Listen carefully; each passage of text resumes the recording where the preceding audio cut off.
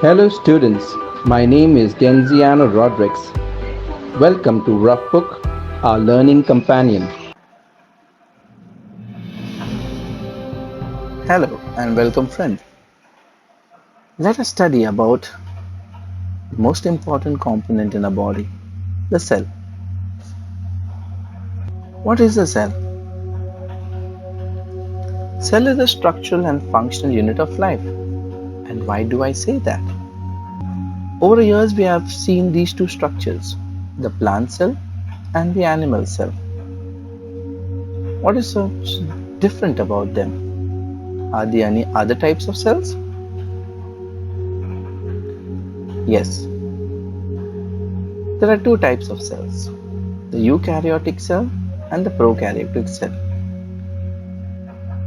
The only difference between these two types of cells is the absence of the nuclear membrane in the prokaryotic cell. We all belong to the eukaryotic cell, as we can see in the image below. A prokaryote lacks nuclear membrane, and the DNA information or the material is stored floating in the cytoplasm. Who discovered these cells? Many scientists came forth and put forth their discoveries. Anton van Leeuwenhoek, a simple microscope. Robert Hooke coined the term cell when he observed a dead cock cell under the microscope. He also discovered the microscope compound. Matthias Schneiden, a botanist, said all plants are made up of cells, while Theodor Schwann said all animals are made up of cells. Rudolf Virchow found that one cell evolved from another cell, and they came forth and put forth the cell theory. All living things are made up of cells. The smallest living unit, which is of structural and functional importance, is a cell. And cell arises from a pre-existing cell. What is this cell and what are the different types of cells present around us? The smallest cell in human body is the RBC. The largest cell in human body present in female is the ova, and the longest cell is the nerve cell. Let us see the different types of cell in and around us, ranging from 1 millimeter to 0.5 nanometer.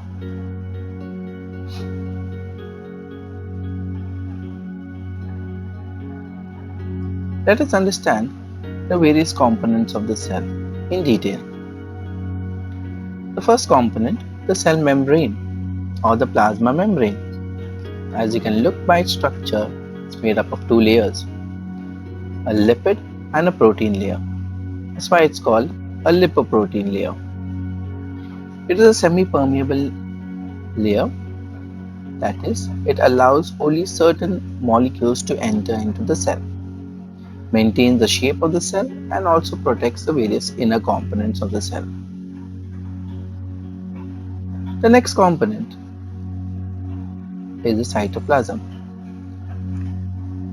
the living fluid made up of a jelly material where all the biochemical reaction takes place.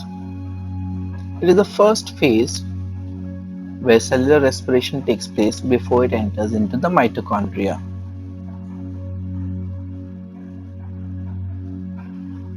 The next membrane component is the endoplasmic reticulum. I can compare this endoplasmic reticulum right like the highways present in a city. The highways connected to the roadways and the roadways connected to the smaller roadways. Now there are two types of endoplasmic reticulum, the rough endoplasmic reticulum and the smooth endoplasmic reticulum. The main function of the reticulum is to provide a passage for all the materials from within the cell connected to the outside of the cell. The smooth endoplasmic reticulum forms vesicles which transport all the material from inside the cell and merge with the cell membrane. The rough endoplasmic reticulum, it has ribosome attached to it, and the function of ribosome is to convert the RNA into protein. So it forms protein when the RNA passes to the ribosome. The function of endoplasmic reticulum is to provide supportive framework to the cell.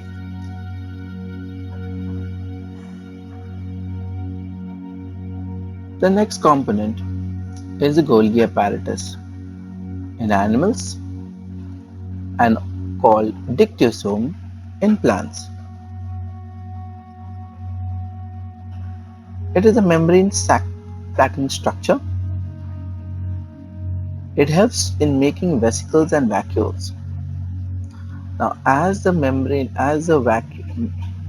packages come from the endoplasmic reticulum, they merge with the Golgi complex, and the protein present inside those vesicles, they form into enzymes and hormones. One of the examples is the sperm. The head of the sperm has an acrosome filled with an enzyme. This enzyme helps in dissolving the ovum membrane during fertilization. The next component is the mitochondria. As we know, it is the powerhouse of the cell. Why? Because it produces a chemical structure called ATP, adenosine triphosphate, which is a respiratory enzyme. It is a double-bonded structure. Internally, it's made up of folds where the energy molecule is formed. This fold is called the cristae. It has a matrix-like fluid present inside the mitochondria. Apart from the fluid present in the cell, this fluid present in the mitochondria is called the cytosol.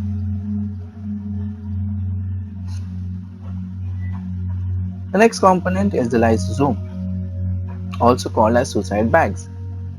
As the cell ages and grows, it needs to be replaced. So all the components inside has to be destroyed, and is destroyed by the lysosomes. These lysosomes are formed from the Golgi apparatus.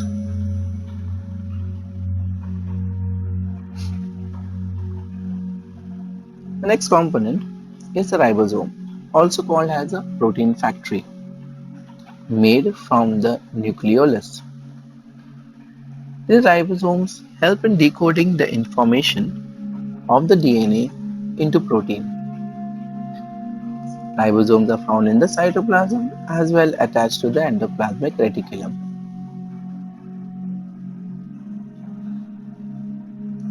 The next structure, the nucleus. There are various important components present in the nucleus. It is the brain of the cell and helps in regulating the cell function. It consists of the various parts: the nuclear membrane, the nucleoplasm, and the most important material stored in it is the DNA, the genetic material of the cell. There is another structure called the Nucleolus. What is the Nucleolus? It is a structure which helps in the production of ribosome, which is a protein factory. So indirectly I can say ribosomes, which helps in protein synthesis. Nucleolus helps in production of ribosome. So Nucleolus helps in protein synthesis. The next structure, the chromatin fibers. The structures appear only during cell division. They are a condensed form and further condenses to form the chromosome. We'll study this much in detail in the next chapter. All the information is stored in the DNA in the form of a gene, which is further compressed and condensed into a chromosome.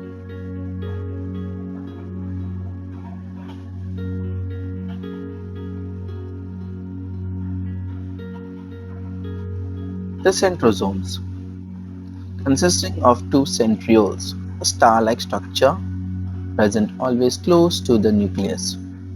They help in regulating the cell division. The centrioles are surrounded by microtubules, which helps in cell division.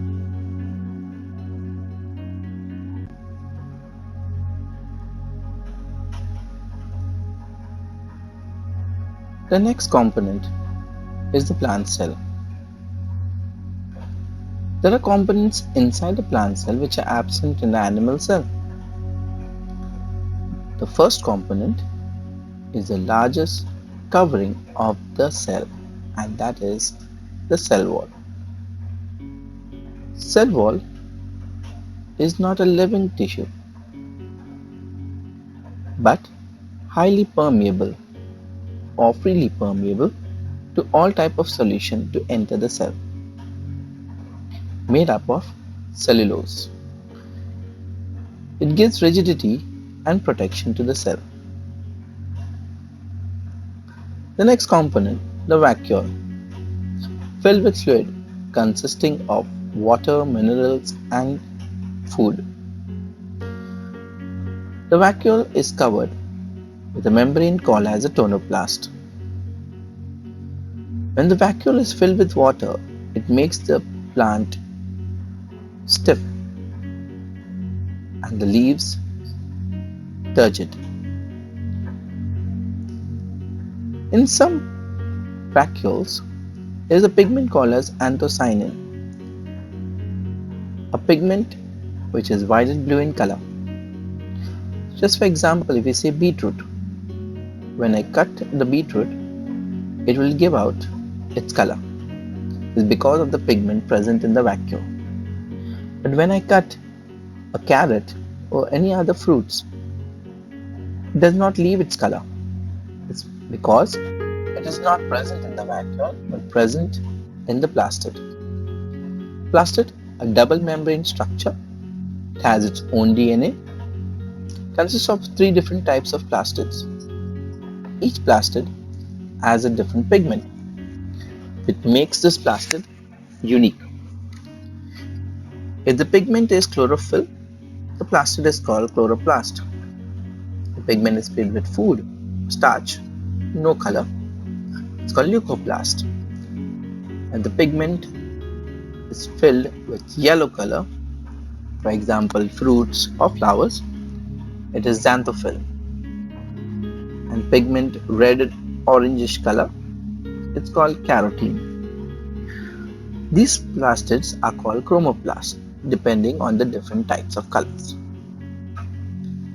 You can see in the image below the different types of plastids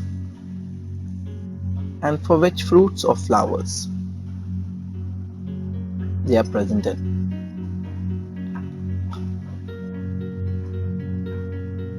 The last component is the granules. These granules serve as a storage food for the cell. In plants it is stored as starch and in animals it is stored as glycogen. This is all about the plant's components as well as animal components of the cell. So, dear students, I hope you love learning bio with Roughbook, your learning companion.